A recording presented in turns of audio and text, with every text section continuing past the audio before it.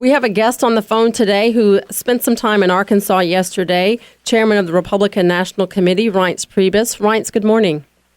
Hey, good morning. And you had another cheesehead up in northwest Arkansas. And if we can just get Paul Ryan down, it would be a total and complete cheesehead invasion. No doubt. And then Greta Van Susteren, and who else? Fran Tarkin. Oh, you bring Ron Johnson down. I mean, somehow there is a Wisconsin conspiracy out there. But, you know, one thing that I told someone yesterday, we were in Little Rock, and I do notice, though, that very similar to Wisconsin, the folks in Arkansas are very, very proud of Arkansas. And the people I know from your state, they just love it, they're proud of it, and I think that's pretty neat. And you were here yesterday, obviously, for political work, but can you tell us what it was? Sure, yeah. No, I was there yesterday. I was meeting with Doyle Webb, and he's a very good chairman there in Arkansas, and he's a great chairman around the country. But I was meeting with Doyle, Jonathan Barnett, and Jolene Fulmer as well, Janelle, who is the National Committee woman. So we had a great meeting, but then we also met with some people who support us financially, for lunch, and then I had a couple more meetings after that, but then I came back to D.C. So, you know, one of the things that we're there talking about is obviously we've got an important Senate race there, and there was a candidate at that lunch as well that's looking at that race. You know, Pryor's very vulnerable, and we kind of really high on what's been going on in Arkansas.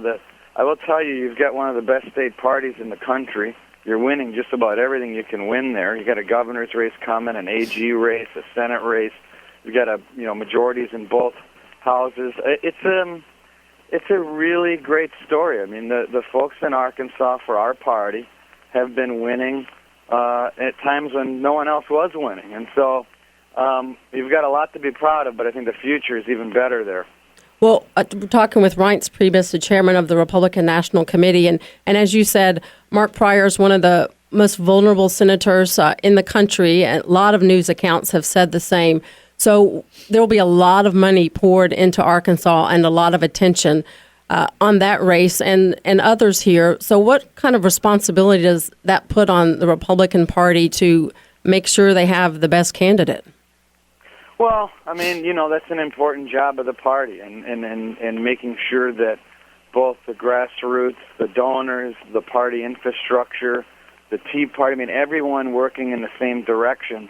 You know, we don't come in and anoint winners, as you know, but I do think we have a responsibility to make sure that if we can, try to encourage the best possible people to run, and then leave it up to the voters. And obviously, there's a lot of talk about Tom Cotton, and I think that's someone who's very strong. But you know, there might be others, and I don't know the full extent of the bench right now. But certainly, meeting and talking to people interested is something that we've got to do.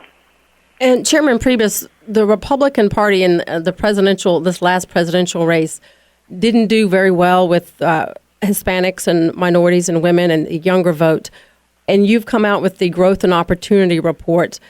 How is that going as far as implementing that and making changes that will make a difference in 2014? Well, for one thing, you know, what we have to work on as a party, and if we're being honest about it, we haven't won a decisive presidential race in 24 years. I mean, so what's going on there? And I think that, you know, obviously candidates matter. That's extremely important. Likability, whether you're connecting with people, that matters. But in regard to the demographics you bring up, and for that matter across the board, even in rural places like, you know, in places in Wisconsin, I'm sure lots of places in Arkansas, in order to really connect with people, we've lost our ability to do that in an effective way when we show up 5 months before an election. And what the other side is doing, in the case of Barack Obama, is that, you know, in the case of 2012, 3.5 years prior to 2012, Barack Obama had hundreds of people on the ground, going to community events, going to swearing-in ceremonies, going to doing their voter registration on a weekly basis with people that are paid from particular communities, whether Hispanic, African American, Asian, rural, whatever the case may be, hiring people in those communities to work in the community they live and connect the dots at home. And those are the things that we're talking about doing, hiring hundreds of people from coast to coast, every community across the board.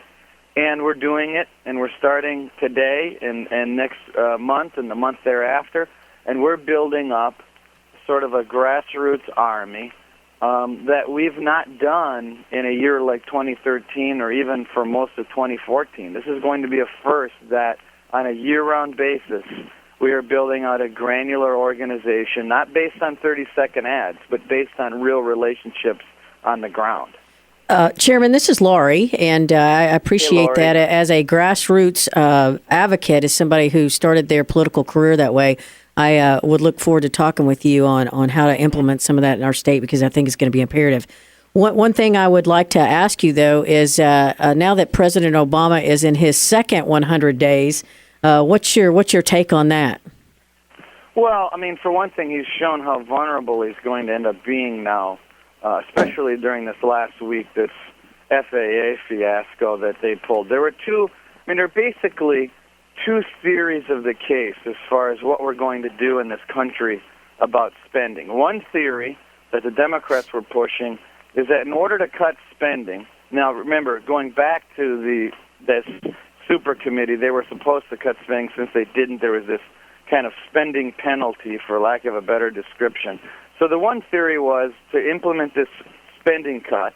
The Democrats said, let's cut everything across the board, every single line item in every department at a certain percentage, regardless of the value of the service or whatever the case may be. Everything would be cut line by line, and then it would be so miserable and so odd and unfair, and people would be infuriated by it, that we would then be able to push our tax increase on the American people. The other theory was, we're going to implement the spending cuts, but we're going to let the department heads determine where those cuts were going to take place. That was the Republican theory. Well, the Republican theory won out, because when the president tried to force this tax increase on the American people by making flying miserable and trying to illustrate that their theory was the right theory, everyone buckled and caved. And they buckled and caved because, in fact, it turned out that it was true. The best way to handle spending cuts is by looking at the overall picture, choosing the waste and cutting the waste, and keeping the things you need, like air traffic controllers. So, I think it goes to show you what the future is going to look like, and we'll be having things like tuition for folks in the military and Head Start, and all of those things are going to be debated next. But since both Democrats and Republicans have agreed the right way to do it is find the waste and cut that.